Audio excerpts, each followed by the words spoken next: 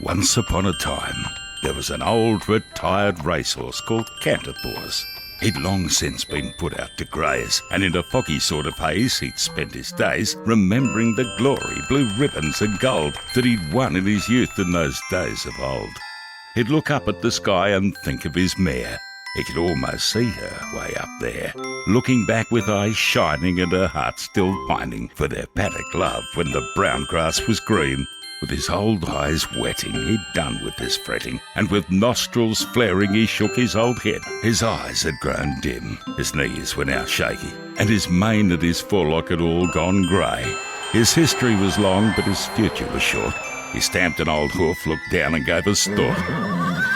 But then from above he heard a strange sound. Had his ears started ringing, or did he hear bells? He looked up one more time, and that's when he found there were lights in the sky like silver-struck stars. The jingle of bells, the clatter of hooves, an old man's laugh. Ho, ho, ho!